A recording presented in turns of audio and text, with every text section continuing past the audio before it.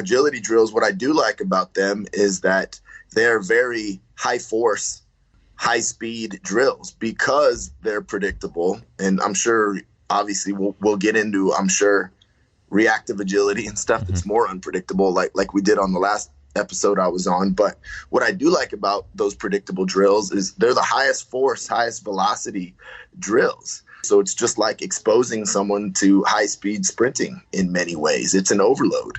So can they multi-directionally produce and absorb high forces and high velocities? So I definitely think, there is something to be seen from doing those drills, whether they're the most specific or not.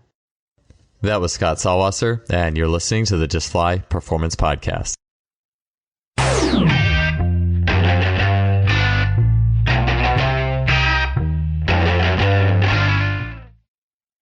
Today's episode is brought to you by our longtime sponsor, Simply Faster.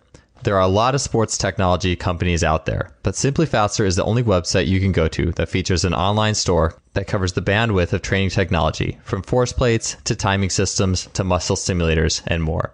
Some products of Simply Faster that I use and love include things like the Freelap timing system in K-Box or coaches' favorites such as GymAware. Recently, Simply Faster has added 2 units that as a coach you should definitely take a look at.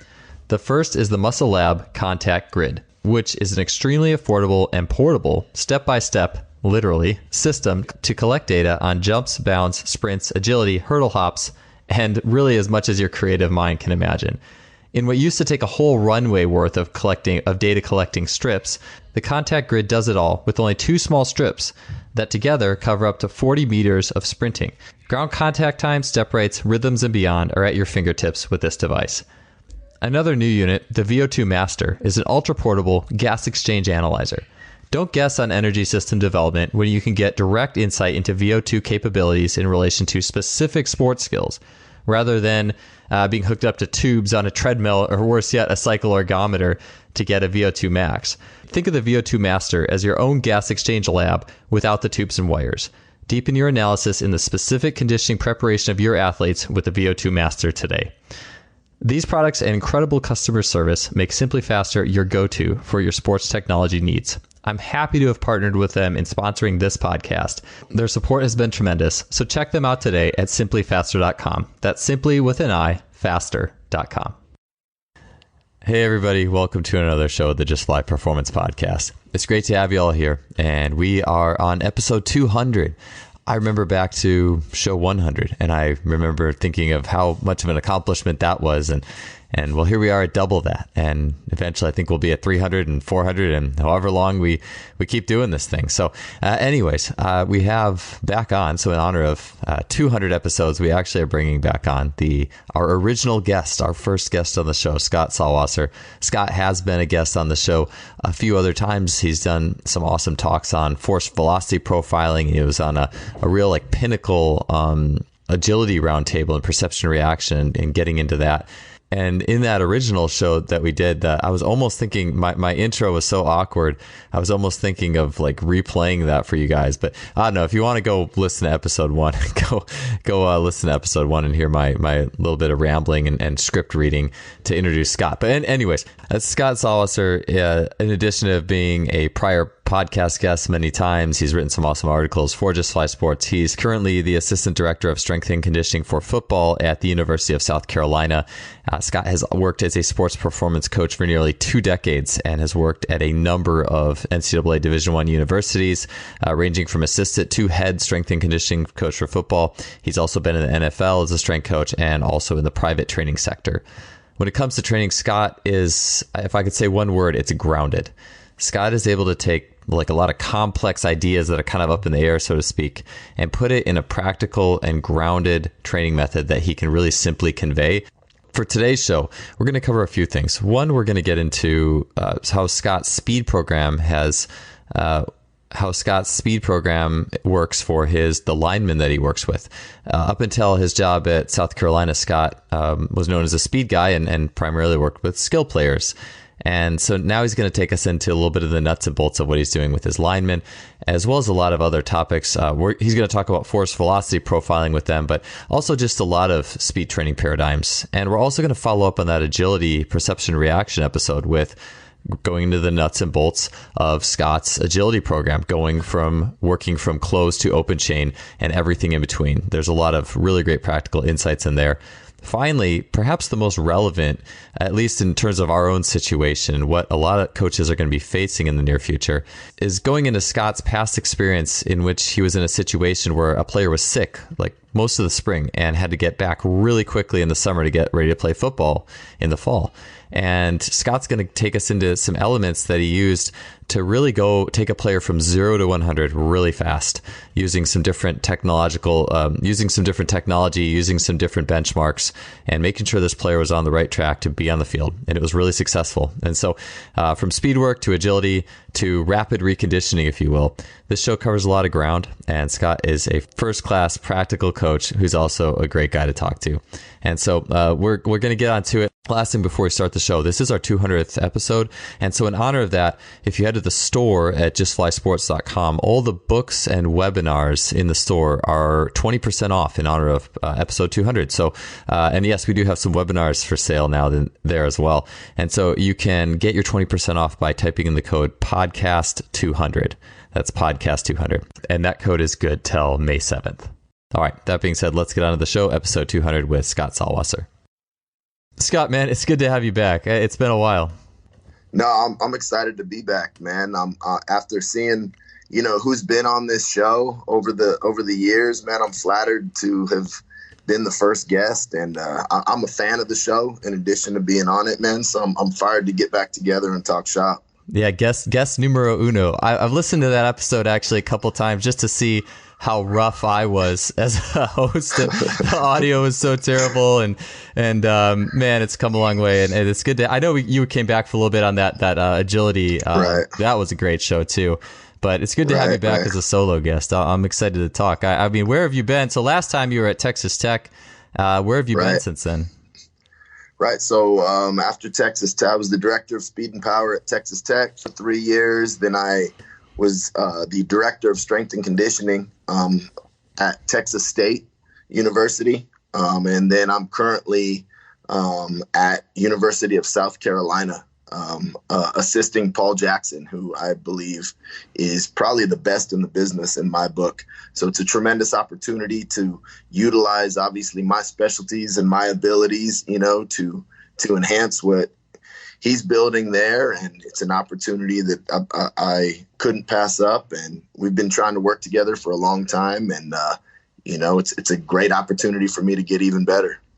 Yeah, man. It's always, that growth is real, and it's always, it's always good to grow over the years. And I'm excited to talk about some changes too that I know you've been doing in terms of you being, you've written some articles for Just Fly Sports in the past and done like speed profiling, and now you're working with Lineman. So tell me a little bit about that transition from the skill guys and being the speed guy to working with, I mean, obviously speed's still a factor, but working with that group. Right.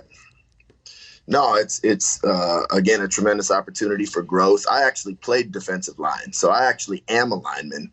But over the years, getting labeled as a quote unquote speed guy, the last few stops, I've worked primarily with receivers and defensive backs. So this is a tremendous opportunity, at a SEC school where, I'll be honest, some of these linemen move like receivers and defensive backs at other schools that I've played at. We're so blessed to have tremendous athletes here, but I really enjoy it. I think that with that group, especially out on the field, you get tremendous bang for your buck. It's a position group that oftentimes has not had a ton of formal training in speed development or movement training.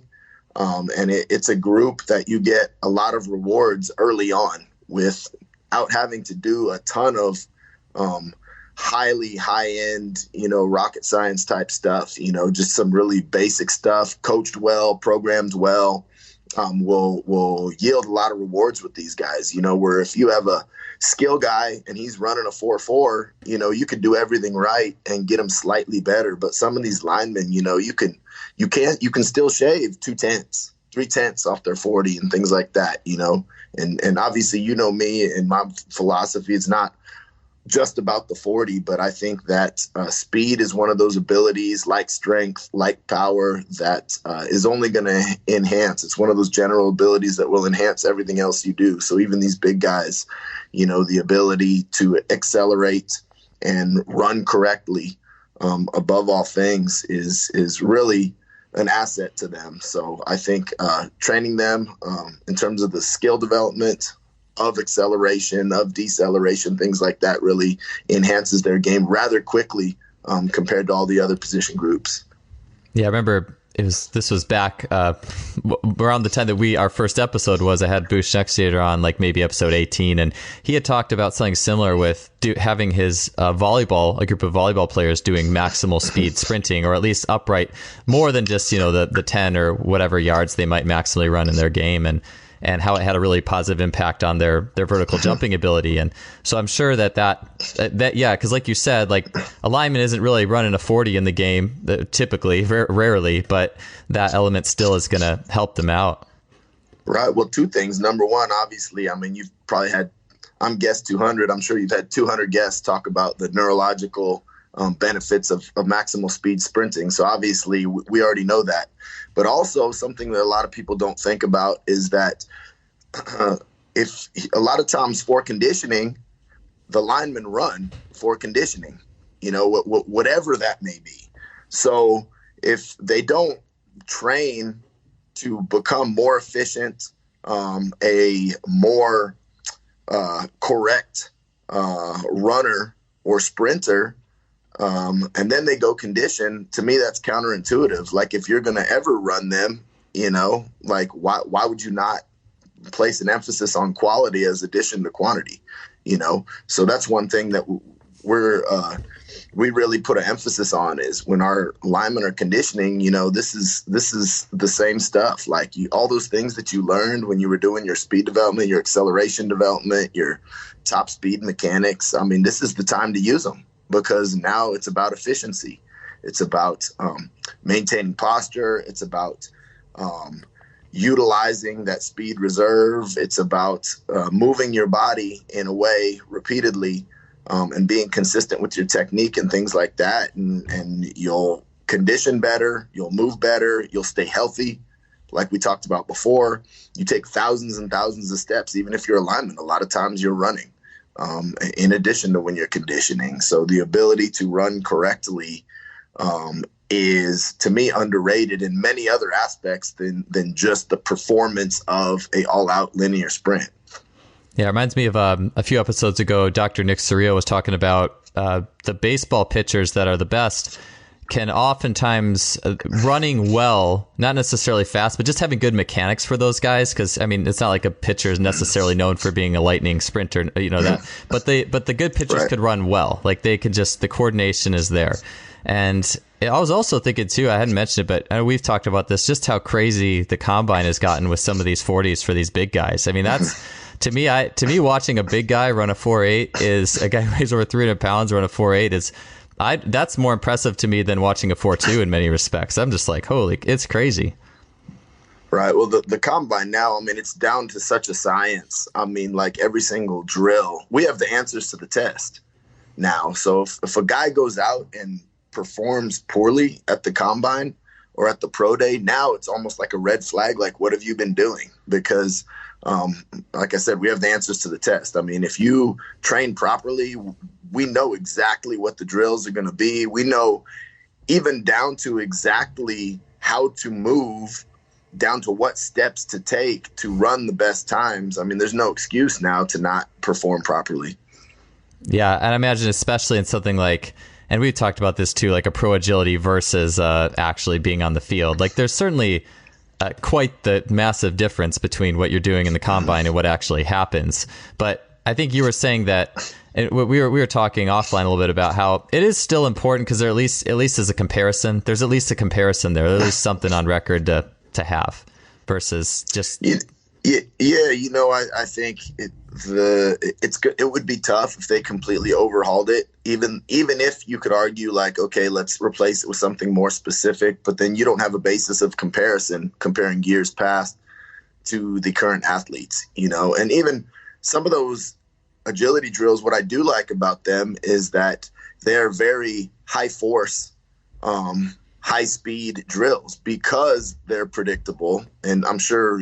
Obviously, we'll get into, I'm sure, reactive agility and stuff that's more unpredictable, like we did on the last episode I was on. But what I do like about those predictable drills is they're the highest force, highest velocity drills. So it's just like exposing someone to high speed sprinting in many ways. It's an overload.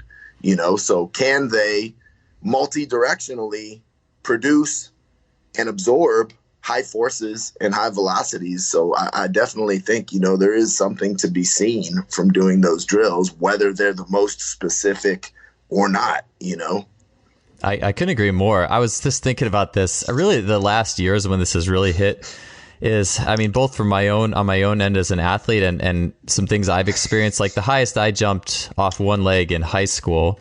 And really, for even a couple of years into college, I remember it was a period of time where, and it's hard to measure track season and high jump versus what I was doing in basketball, but it was a time period where the coach had us just doing a ton of like suicide sprint, change of directions, like run, touch the free throw line, touch the baseline, touch half court. And Mac, not at like jog velocity, but he would get us all riled up and try to get me to race the other guys. And it was almost like this, if you had Bondarchuk's pyramid and jumping off one leg was at the top or something like that change of direction sprint was actually higher in the transfer list than I think most people would give it credit for. And I've realized that I've actually brought that back in my own training, at least just for jumping. And I'm like, there's a lot to this because you have internal and external rotations of the leg and like a lot of it. And it's a dynamic coordination. And yeah, I totally agree. I think that it's like we say, running the 100 meters and 200 meters in track is good, but it's almost kind of like that. Now you just have to change direction. It's the same idea, but it's just formal and change direction. And there's a lot of good to that. I think that's underrated. I agree. So when it comes down to, speed training a skill guy versus the speed training you're doing for linemen, like what does that look like in a practice? I know people talk about, well, how often are you going to get up and run do you have your linemen do a fly 10? Are they doing some longer stuff in the course of the week? I know obviously there's different phases. How does that shake out generally from being different than how you work with the skill guys? A lot of that has to do with the needs of the athletes and the team that you're working with, how long you've been at a certain program, how familiar you are with the athletes that you have, and what they've been exposed to in the past. So, for instance, when I first got to Texas Tech, it was relatively basic, and then a lot of the stuff that we've since talked about with the profiling and all that, that was 3 years down the road. So obviously, Coach Jackson hangs his hat on speed development and movement development as well. And again, in my opinion, probably the best in the business at doing so. And we've taken much of a similar approach here. This is our first year at South Carolina, so it's relatively basic. Now that doesn't mean that it's not comprehensive. It's very comprehensive, but it's not. We're not doing anything. We're not trying to reinvent the wheel, so to speak. You've got a max velocity day and an acceleration day, and we're doing proven drills, wicket runs and high knees on the max velocity days, upright wall drills on the max velocity day, straight leg skips and straight leg bounds. And on acceleration day, inclined wall drill, resisted sprints, falling starts, kneeling starts, med ball starts, just to give you a sampling of some of the drills we do. So it's not, it's very comprehensive. It gives you everything, the athletes, everything that they need, nothing that they don't. So across the board, being that speed acceleration is a relatively general skill that everyone needs, we do a lot of the same stuff across the board. Now, that's not to say that it will always be that way. But right now, obviously, as seeing as how we just got here in January, we wanted to make sure that the basic technical models of acceleration and max velocity were ingrained correctly, efficiently, in order to minimize injuries, obviously enhance performance, but right away minimize injuries, and so forth. So you were saying so you're doing pretty much just one. You're doing one acceleration and one top end week for these big guys. Cool. Is that changed at all throughout the year? Do you switch that all, or is it just the methods change, like going from like a sled sprint to a faster sprint, or how does that progress throughout the year for you guys? Well, or how was it progressing? I should say, how was it progressing? This specific year will be unique, right? Like, hopefully, it gets a chance to progress, right? Yeah, I mean, so I would say that, and I can't, speak to what will happen in the summer, but I would say that it would probably remain a similar layout and just progress in terms of intensity and distances and velocities and things like that. So just become from less advanced to more advanced means of applying the same stressors would be what I would say. But again, that issue that's hanging over us, I mean, obviously can't be avoided. And the longer layoff we have, still the more basic and the more rudimentary it's going to have to be when we go back, which we've discussed as a staff, that we've got to be ready to not get carried away and you give the athletes the smart dose of what they need when they do return. Yeah, right on. And I know we'll talk about that in just another question down. I wanted to chat briefly, and you mentioned it, perception reaction work and how that's progressed for you. I know we talked about it about 130 some episodes ago, but just getting into a little bit of the specifics of what you're doing with that right now, or have been at least through this year. Right. So obviously last year at Texas State, the entire training calendar, the summer, as we moved closer to the season, is typically a progression that most people utilize as general to specific, and that's what I believe in as well. So we went from more general drills in the winter, again, being that we just arrived there, to more specific drills in the summer. And again, there's a rhyme and a reason and a progression to that as well. So it's not simply just putting them out there and having them play tag. It is coordinated. It's based off of the movements that they utilize as part of their position. So understanding what they're asked to do based on their position, and then following a logical progression. So initially, yes, those movements are closed, right, in a predictable environment, working on just the biomechanical execution of those movements. So if I'm a running back, say, for instance, a specific type of cut that I'm going to make to try to evade a defender. Yeah, initially you might work on closed cuts, and then that's a predictable response. All right. And then you just simply start layering on and adjusting the environment. So you might have that same predictable reaction, to a reactive component to that response, right? So maybe I know that it's going to be a cut right or left, but now I'm running up to a coach and he's pointing right or left, or moving right or left would probably be better. It's a little more authentic. So it's still a predictable response. I, for the most part, know what I'm going to do, but now there is a little bit more uncertainty, a little bit more unpredictability. And then you would go to, instead of a predictable reactive component where I know where the coach is, I know he's either going to lean right or left, right? I'm reacting, but for the most part, it's still predictable. Now I've still got my predictable response, but you just make the reactive component more and more unpredictable. Now it's a moving target. Moving right or left, moving forward, back, it's a little bit more unpredictable. So I still know what my response is going to be, the movement skill that I've been working on.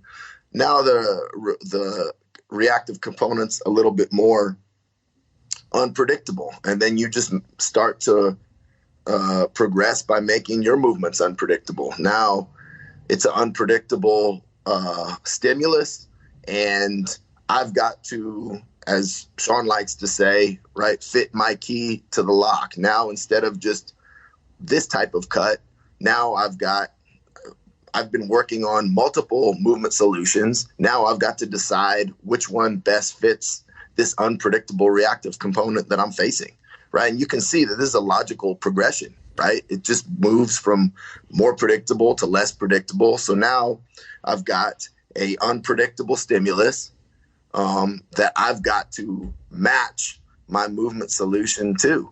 And so now it could be a defender that's moving around, and now it might not only be this type of cut, I might need to utilize a jump cut rather than just a power cut or something like that. But they're all skills that I've been working on. I got to find the right one for the unpredictable solution.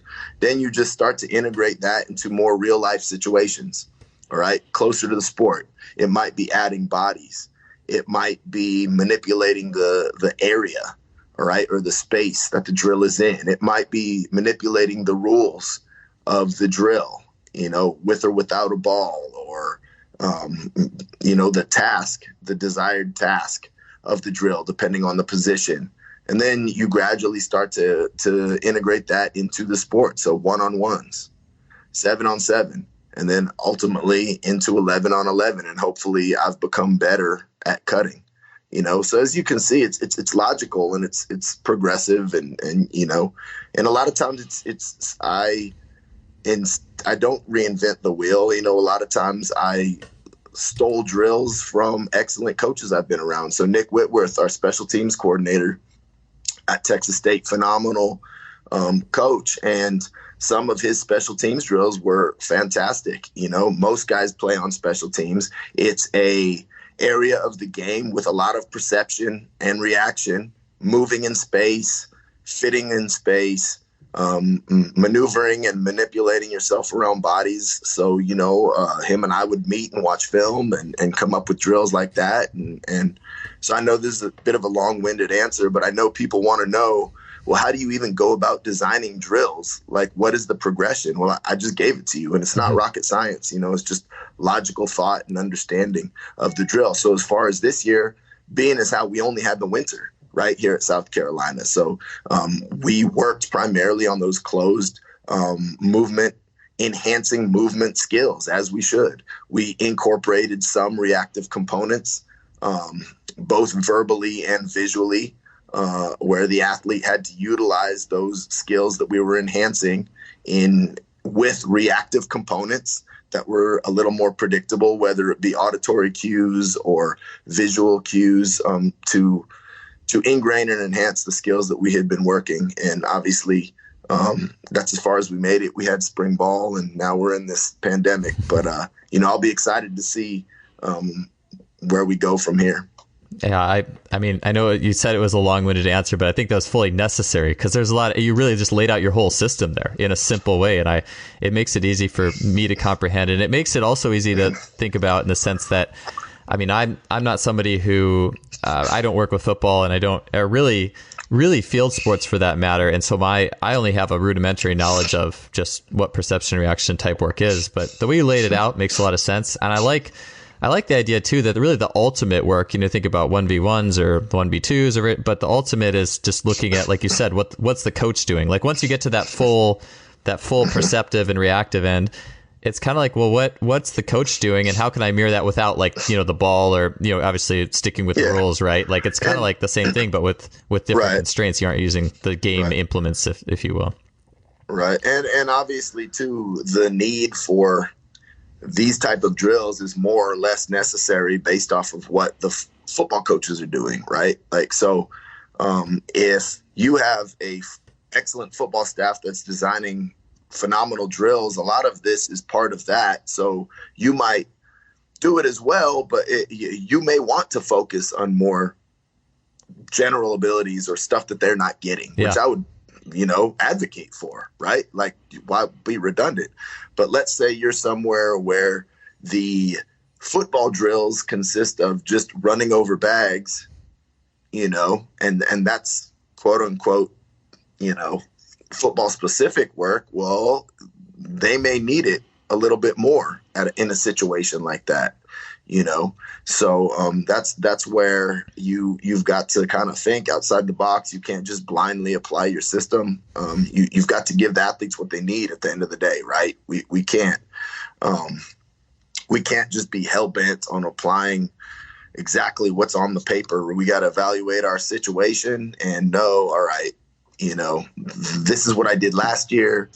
This is a different situation. They need more of this, less of that, in concert with what's going on at sport practice with the football coaches or the basketball coaches or whatever they're doing, right? Because it's one whole, it's one piece. It's not. That's why I love track and field so much. Like we were talking off air, it's one thing, right? It's one thing, and so and that's how we are too. We're just all one piece of the pie, though we're each experts in our specific field. The better we can understand each other's specialties, whether it be athletic training, whether it be nutrition, whether it be obviously the sport itself, the better we'll all be as a whole. You're listening to the Just Fly Performance Podcast, brought to you by Simply Faster. Yeah, it really makes me think a lot about this. I was just doing a podcast with, it'll go out after this one goes out, but with Matt Jordan, strength coach from Canada. And he was talking about one of the topics of that show coming up was just reducing the noise and the redundancy that comes up when, there's a lot of different hands in this making the soup, so to speak. And it sounds like with the way you're talking, it's like, look, this line between strength coach and sport coach is not, it's actually a closer entity than I think that we're all kind of working on the same thing. We really need to understand each other in that. Right. Well, so for instance, last year, the special teams coach I mentioned, Nick and he basically was able to start at a more advanced stage with the players in special teams education, because I had already done a lot of the introductory type drills that he was planning on doing. So he was able to manipulate his practice plan and work on different things or start the athletes at a more advanced stage because they had already been exposed to a lot of stuff, Now, again, that's a unique situation. Like I said, if you have a football staff that's doing those type of things and creating quality drills like we do here at South Carolina, unbelievable, phenomenal staff that I'm fortunate to work with and for, then you should focus on more general output-oriented parameters, speed, strength, power. Why wouldn't you? Because that's what they need. That's what they're not getting. That's what they're not going to get at football practice. So that might take up, as it does here, more of a lion's share of what you're doing, because that's where they need to get better. That's where you're going to get the most bang for your buck. So it's different situations call for different measures, but the more you can understand the big picture, regardless, the better. Yeah, it's that thought of the more everyone can work out of that same playbook, so to speak, the better. Like, because I think, it's the idea that, with global dynamics of coaching, or the idea that we're all working out of the same page, like we all have the same vision, the same idea where we all need to be headed. And I don't think I think there's a lot of situations where that isn't the case. And so it's really cool to see how that can manifest itself. And I think a lot of people are doing really good stuff that can really keep pushing that forward, especially in that perception reaction space. I like what you were saying too, Scott, and just all the way back to the beginning about, because I've had discussions on this podcast before of, you have like this spectrum, right? You got the coaching, the movement, like linearly, like, technique, change of direction, versus on the other end, just let the situation dictate. And you have a spectrum where you start on the one end, but then you end up on the other end. And I think regardless of, and again, my knowledge, I have no practical experience in that transition. And so, for me, it's just observation and talking to smart coaches and people who are in the trenches in that realm like yourself. But my thought is, as you're talking about that, it is at the very least, and I think it's at the very least, it's a good opportunity to see all the ways that people will solve the problem. It's like you said, a jump cut, just these different types of cuts, because if you only did perception, I don't know if you would really familiarize yourself as much with maybe some of those different routes, if that makes sense. And sometimes those movement skills need to be done more correctly, right? You might have a guy that chooses the right solution, but can't execute that solution, Now, on the flip side of that, just because he can execute it around a cone doesn't mean he can execute it, in an unpredictable situation. But that's why you work both ends, like if you got a great decision maker that can't move properly. Well, you got to get him to move properly, right? Correctly. You got a guy that moves great, can't make decisions. Well, he better become a better decision maker with more reactive qualities. So, again, like you said, and I've never really described it like that, but it's a spectrum, and I love that analogy, and that's really what it is. Yeah, it's a hard thing to quantify 100%, right? Like your decision-making ability is 80 and your movement ability is, what I'm saying? Like, it's not like lifting weights and force profiling. There's a lot more complexity to that, but that's an interesting concept. Yeah. Of putting it that way. I like that. Right. So, Scott, I wanted this is kind of the big bread and butter question. I think this is going to resonate across all sports of people who are getting athletes after a long layoff. And that's, training athletes who've had a long layoff and getting them ready to play in a short period of time. And I know you've had experience before all this in like athletes who had that situation. So could you explain a little bit about your take on getting athletes ready to play again quickly? Right. Yeah. So this was kind of unique scenario that you and I had discussed off air, but so basically, and this honestly will resonate not only in our current situation of bringing athletes back after a long layoff, but really anybody that seeks to use technology in a practical manner, in my opinion. And so when I was at Cal, we had our starting running back at the time. This was 2015. Our starting running back at the time, he ended up going on to get drafted by the New Orleans Saints and having a pro career, and it all ended up turning out well for him. But that spring, right about now, actually, he contracted some type of weird virus that left him hospitalized, missed a bunch of time, couldn't work out for a number of months, lost a significant amount of body weight, obviously thereby losing a significant amount of strength and power, and obviously was not able to stay active and lost pretty much, you name the ability, lost a significant amount of it, and then reported to summer, cleared. And obviously in 8 weeks or whatever we had to be ready for football training camp. Now this year we may not even get 8 weeks. God willing, we get 6, but this is the closest I've experienced to what we're going through now. An athlete that basically had fallen off, and here he was needing to improve in every area: strength, power, speed, as well as gain body weight, as well as get back into shape and improving his work capacity, as well as be ready to play football, which is the boat that a lot of our guys are going to be in when we get them back. So, basically, it was an integration of 3 different methods of technology. So GPS, tracking his player load or his external load, what he does on the field. And we had Brett Huth, who was one of the other assistants there. He's the head guy, Incarnate Word now, probably in my book, one of the best, smartest coaches in the country, and excellent with GPS. So we had outstanding GPS markers as far as where he should be, the running back should be relative to training camp, right? We wanted to get him to where no player load that he would experience in training camp would be over 150% of what we'd exposed him to in the summer. And that's based off of research. That's basically the threshold for reducing injury risk. All right. So that's his external load. Internal load, we utilized polar heart rate monitors, obviously taking a look at his internal load, both as a means of seeing, is he getting in better shape? Is he tolerating those external loads at a lower heart rate, which would indicate that he's getting in better shape, but also as a means for regulating rest periods within the conditioning sessions. So I would auto-regulate, I guess you would say, the conditioning sessions based off of his heart rate. As long as he was in the parameters that we had set forth, that he was good to go, he would take the rep. When he was not within those parameters, based off of the goal of the session, he would sit out a rep.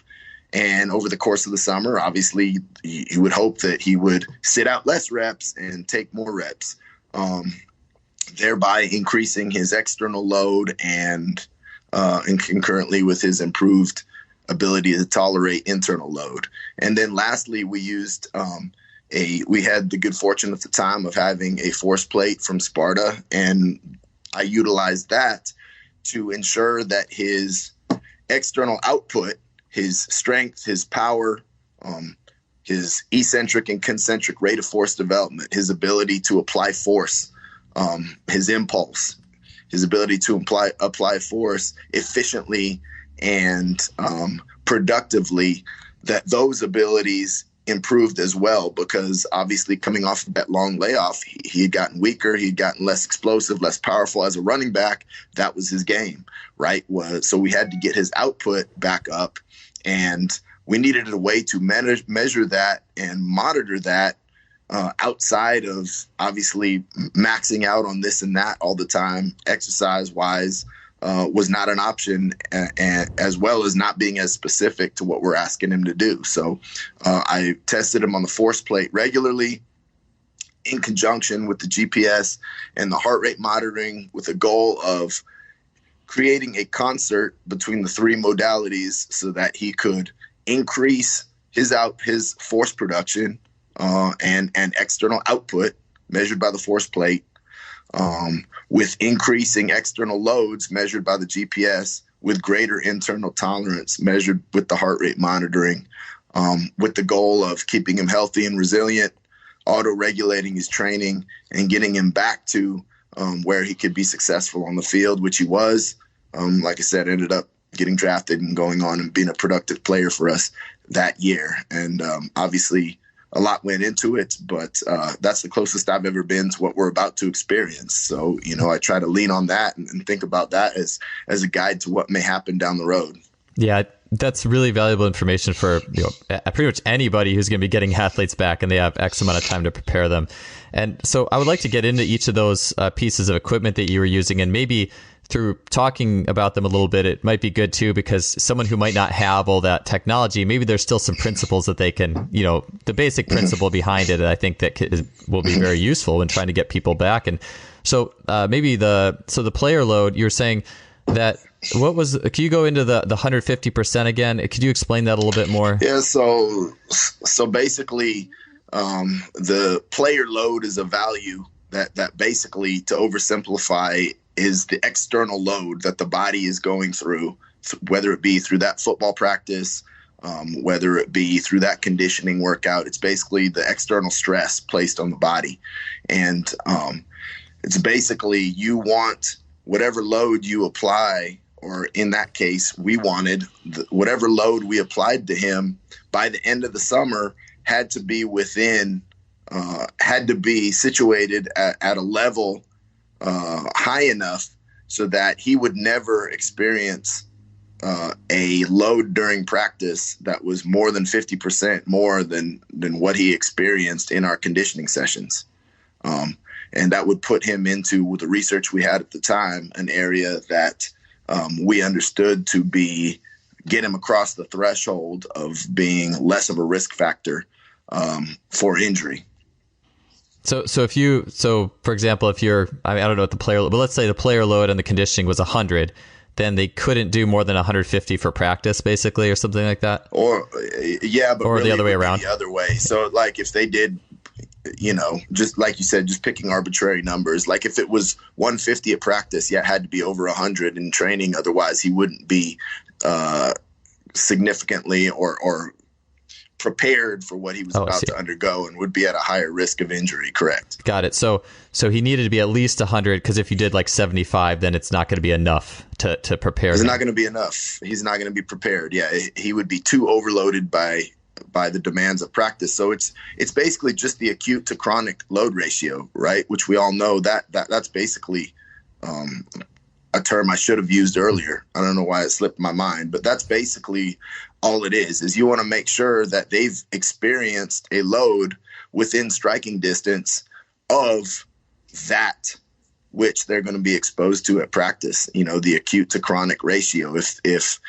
If chronically they've not been exposed to a high enough load, and then acutely you raise that load too high, that's when injuries happen.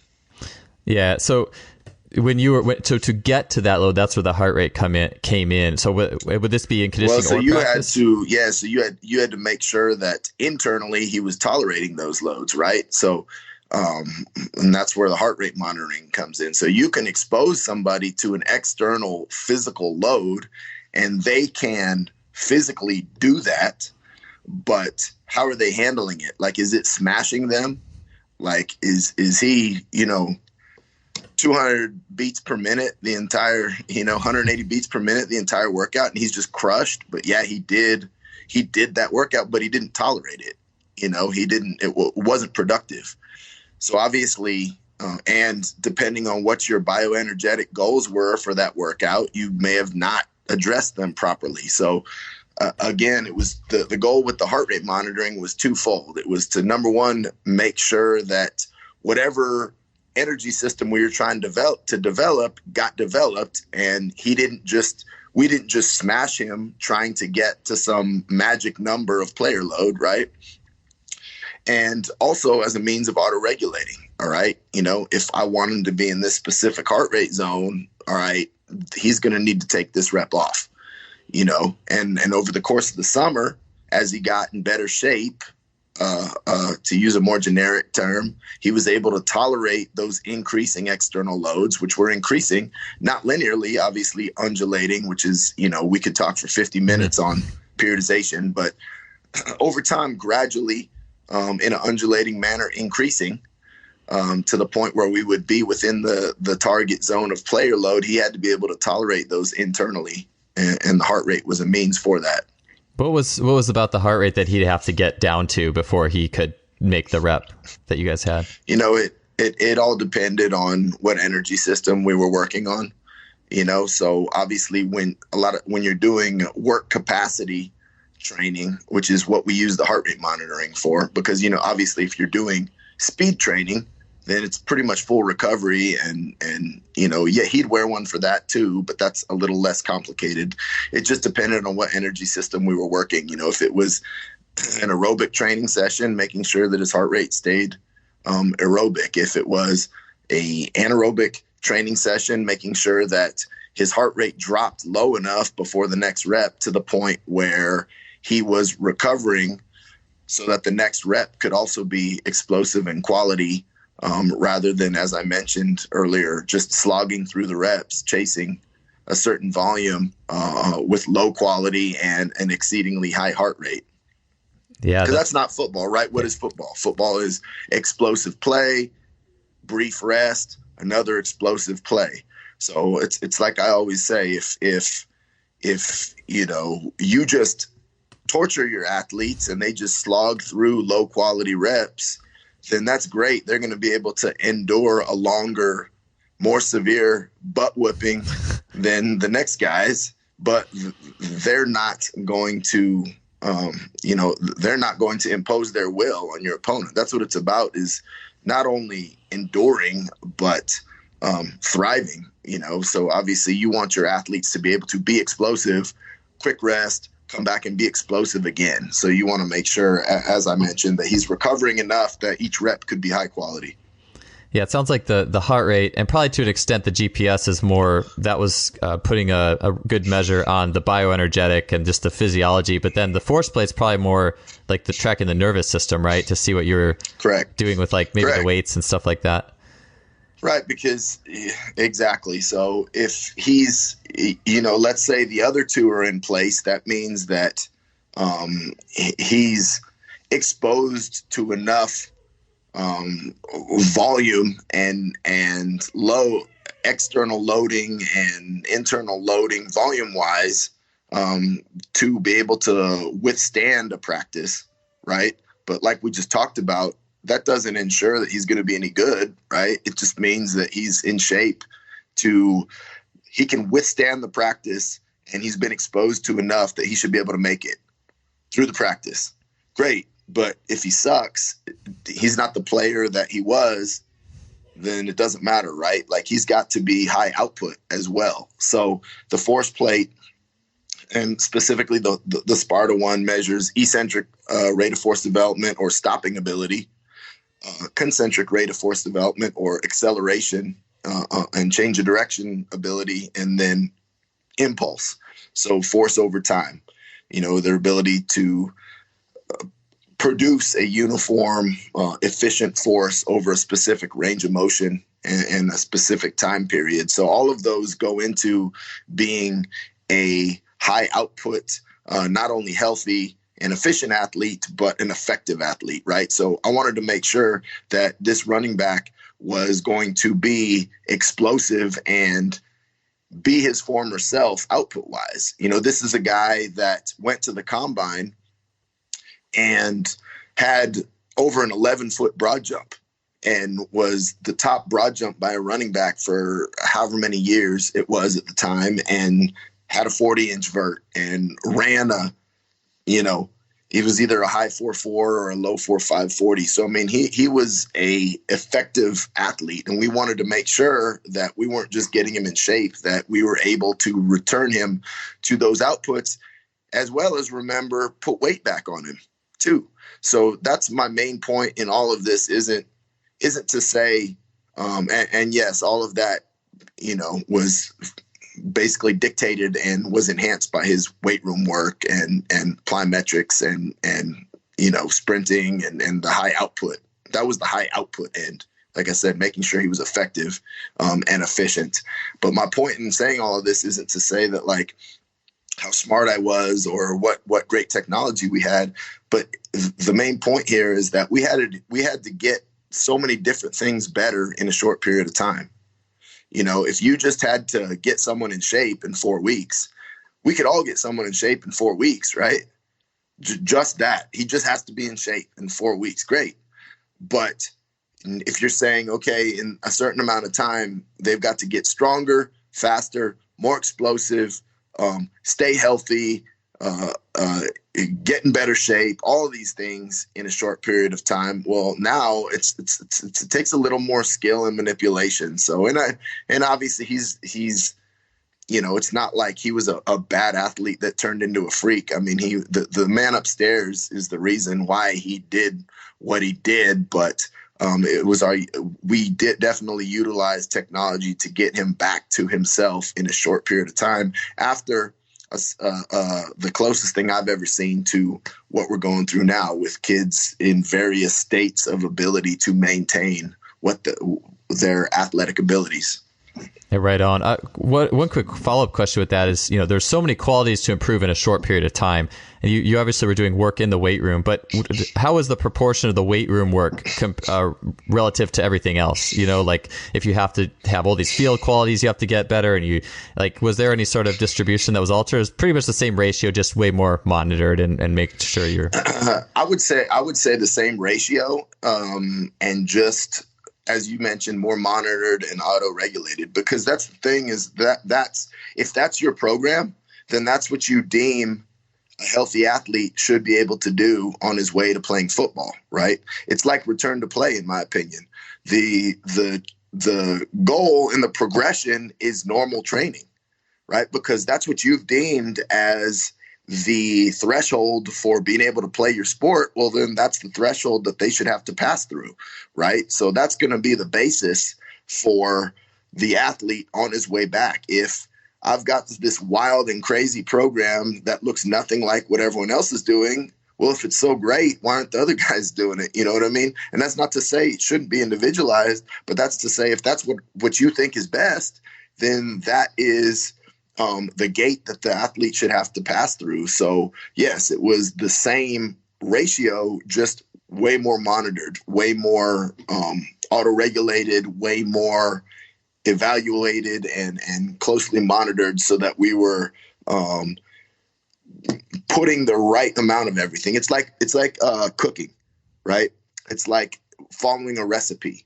I can eyeball a tablespoon, or I can actually measure out a tablespoon, right? It's probably going to taste relatively the same, but one is guaranteed to be exactly what you want, right? And so, I just kind of came up with that analogy. But yes, it was the same program, just way more monitored. I like it. Yeah. Well, and hopefully even people who don't have all that equipment, there's still the ideas and concepts ring very true, and I'm sure can go a long way. Scott, man, we got time for one last question here. And so I know you've written some articles and done a lot of work force velocity profiling.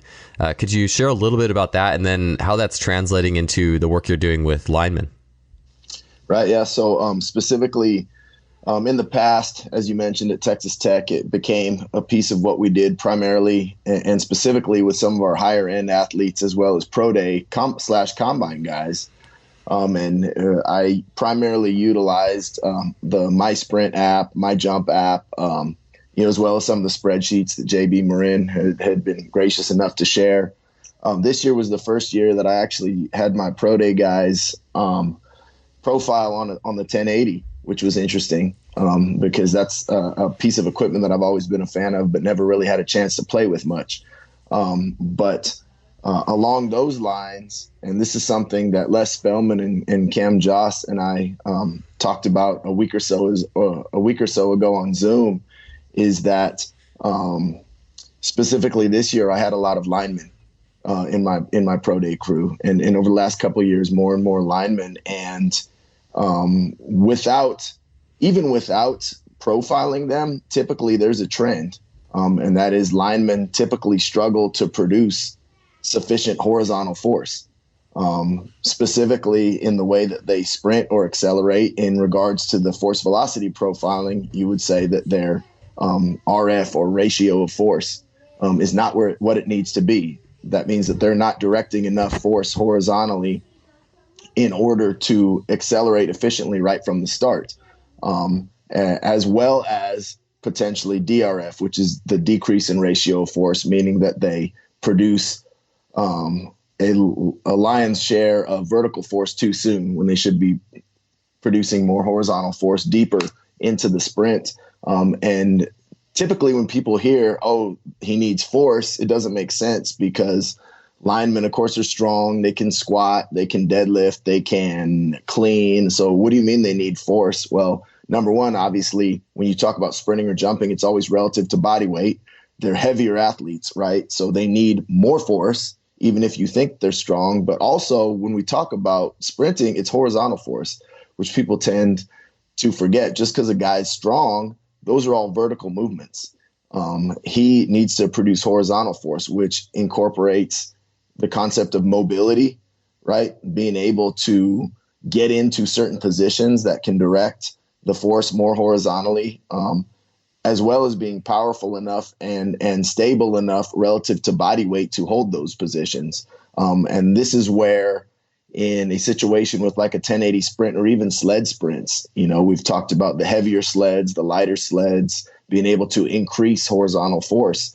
And to me, how it basically plays out is when you talk about individualizing, pretty much every lineman is going to test as force deficient. So rather than a force group or a velocity group, what you really have is a RF group or a DRF group. So for instance, a RF group would need heavier resisted sprints, which would allow them to work on producing a greater ratio of force horizontally, a steeper body lean, if you will, more horizontal directed force via a heavier load initially in the sprint. And then your DRF group could benefit from, that's where your lighter loads would come in, allowing them to get past initial acceleration into the transition and cue them to continue to produce force horizontally into a deeper portion of their sprint.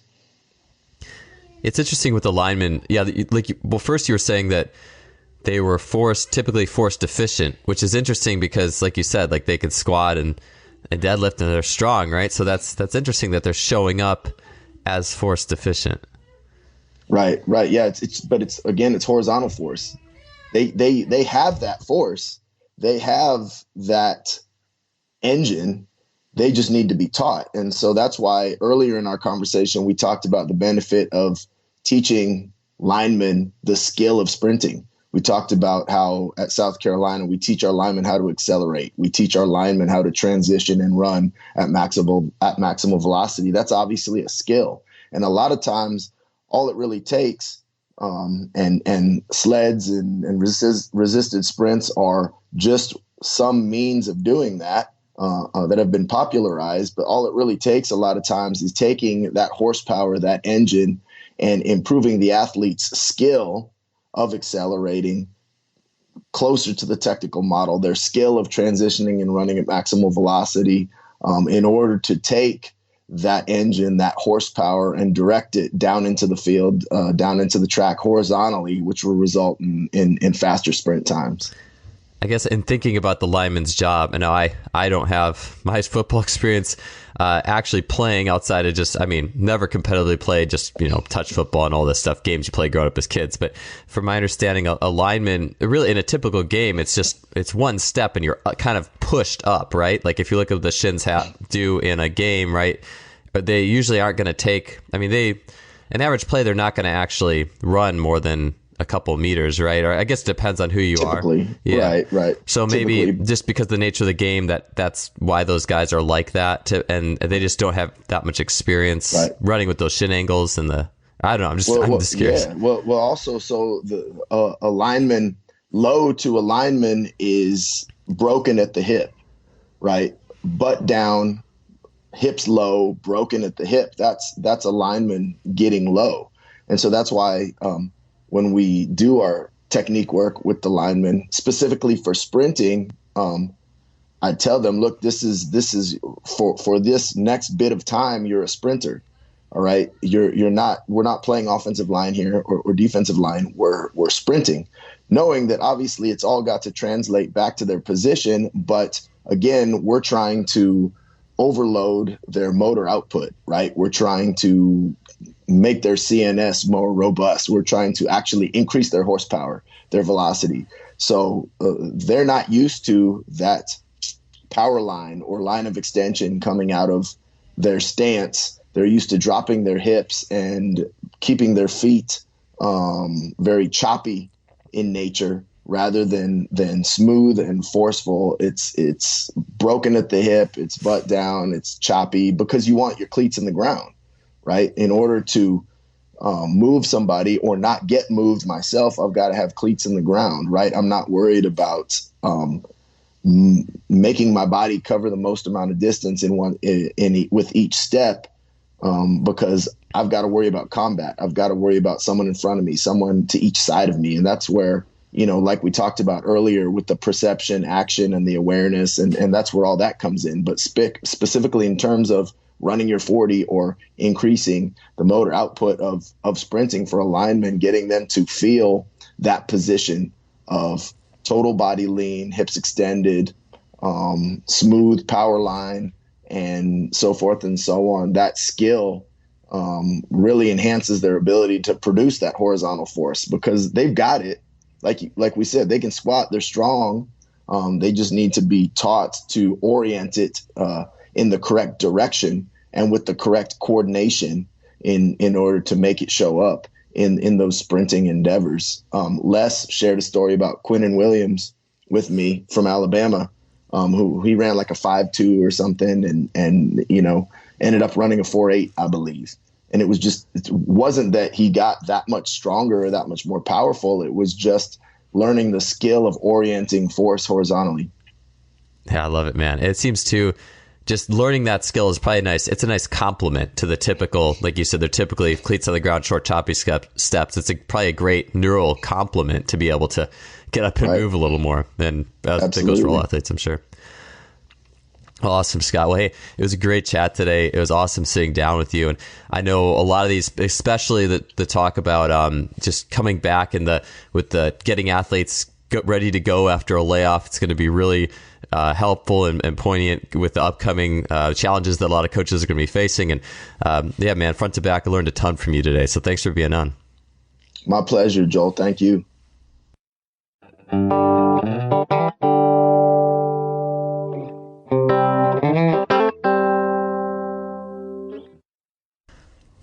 All right, that does it for another show. Thanks for being here with us. Remember, 20% off in our store at justflysports.com with the code podcast200 for all books and webinars. All right, we'll see you guys on the flip side next week with another great guest. As always, if you enjoy the show, please leave us a rating or review on iTunes, Stitcher, whatever you're tuning in, listening on. We would definitely appreciate that. And also our sponsor, simplyfaster.com, has been a longtime sponsor of this show with a great blog, amazing web store. So be sure to support them and check out what they are doing. We will catch you guys next week. Have a good one.